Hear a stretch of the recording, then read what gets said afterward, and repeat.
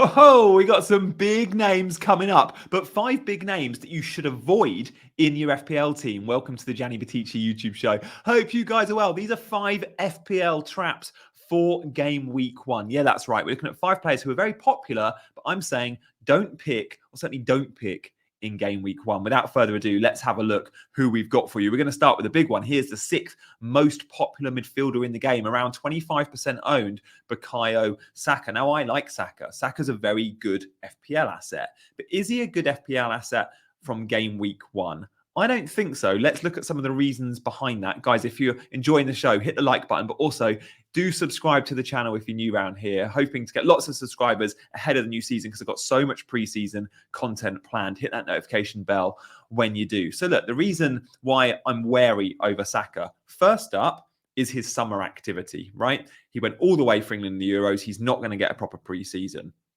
Second up, clearly was injured at the end of last season. And for me, in the Euros, he looked like he was carrying a knock. This is a player who's been flogged. He plays every minute pretty much.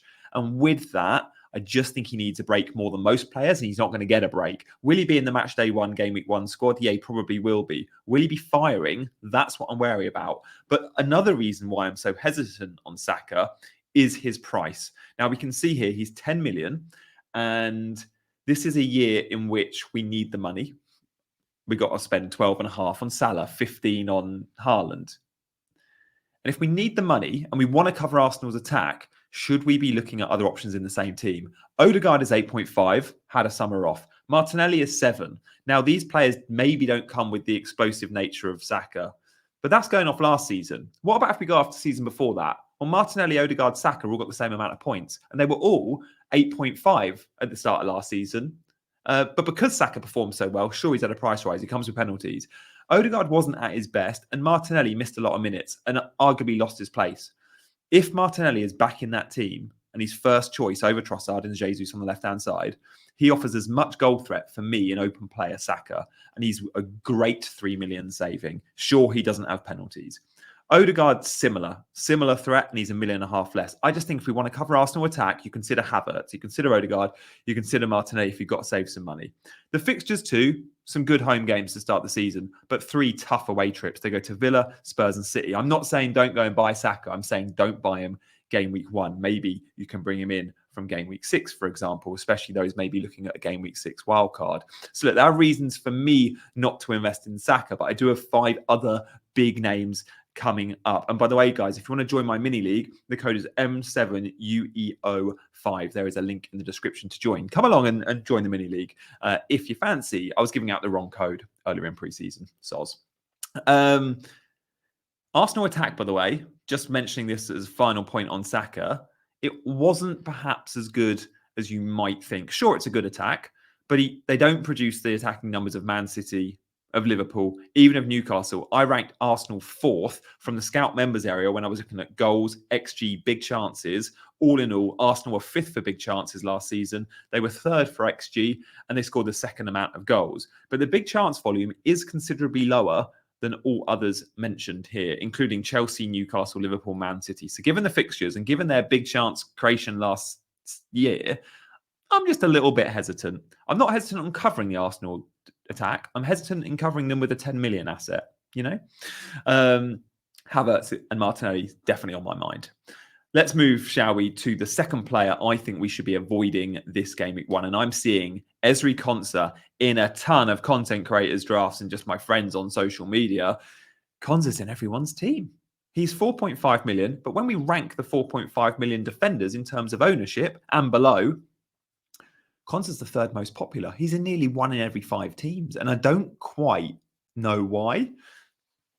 I'm wary on this. I think there's some brilliant 4.5 options. Anderson, for example, I think is a great option. Mikalenko, I think is a great option. I don't quite know why Konsa's in so many teams. Villa's defence can look ropey. They're not a top 5 defence from last season, like, say, Palace or Everton are.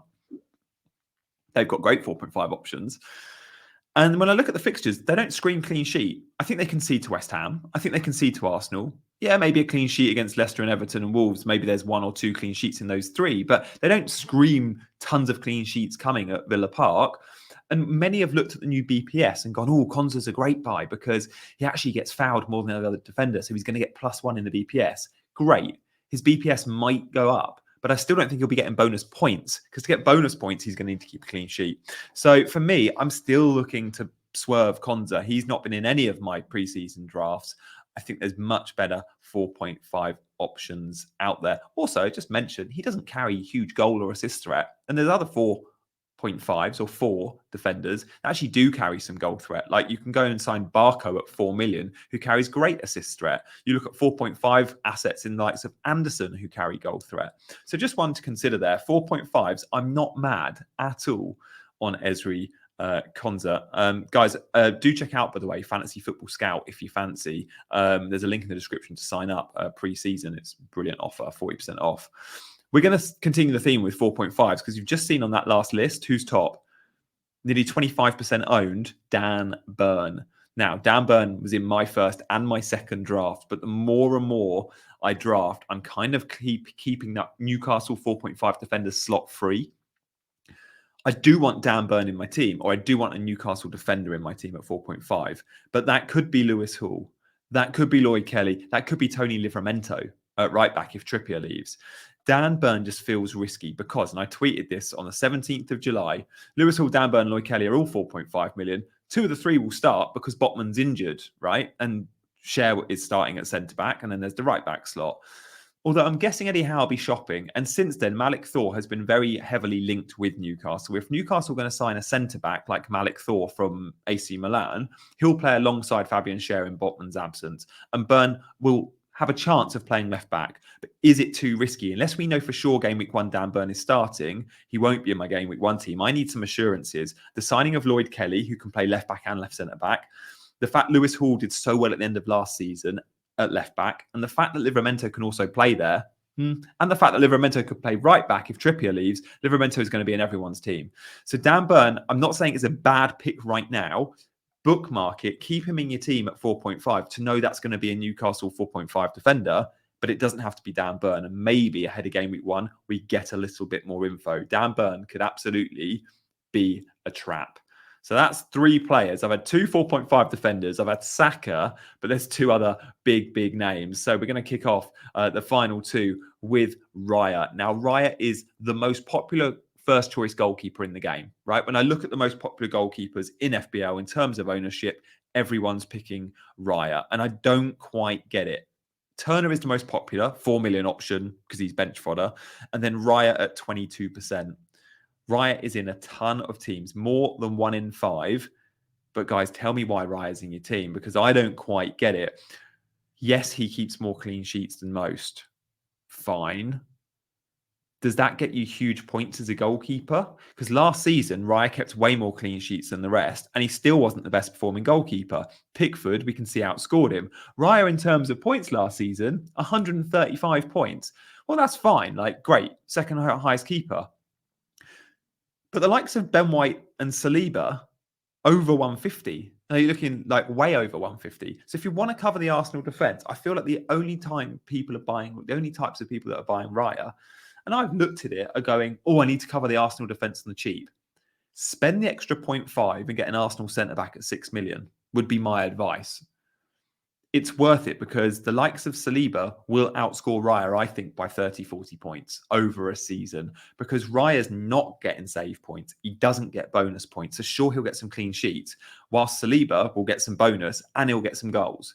So I just don't like the idea of Raya. I want my keepers being busy. Sure, I want clean sheets. I also want save and bonus points. And the 4.5 options and even the 5 million options offer it. I like Nick Pope at 5, Pickford at 5. Emi Martinez at 5. At 4.5, you can have the likes of Dean Henderson. There is value in the goalkeepers. We can rotate our keepers. David Raya, for me, just isn't the answer to cover the Arsenal backline. Either go premium and buy an Arsenal centre-back, or don't buy one at all. And again, when we look at fixtures, I'm a bit like Saka. I'm happy to wait till game week 6 until I start moving Arsenal players in. Let them go to Villa Park, Spurs, City, and then think about recruiting Arsenal, I think will be my approach to game week 1. Who have we got next? I should mention, by the way, again, this was from the scout members there. Arsenal's defence, we know, is the best. Like clean sheets, XGC, goals conceded. Top. We know that. but we can still wait till game week 6. So coming up as our last buy that we should avoid, and again, he's in a ton of teams. When we look at the budget forward, everyone was talking about João Pedro, now they're not. Adam Armstrong, we've got a bit of love in the community, but Chris Wood is in tons of teams, and again, driven by a few content creators, I think. I tweeted on the 25th of July, Chris Wood seems to be getting a lot of attention, but for me, he feels X-Mins risky. A minute's risk. Is he guaranteed to start knowing Awani is back, was my question. Guessing if Wood even is first choice, which he might well be, a couple of bad games and he will be dropped. Unlike, say, an Adam Armstrong or a Dom Solanke or even a Muniz at Fulham. These men are like talisman for their teams and the main men for their teams. If Awani is fit, he's breathing down Chris Wood's neck. And if Awani is fit, there's an argument to say he'll start. Mark Southerns, founder of Scout, friend of mine, said, I expect Awani to get half in a friendly, go from there. He looks fit over the last friendlies. He could start in game week 1. He then says he fully expects him to start in game week 2 because the pace on the transition against Southampton. Chris Wood, for me, feels hugely risky. Sure, he could start and bang, and the fixtures are nice for Forest.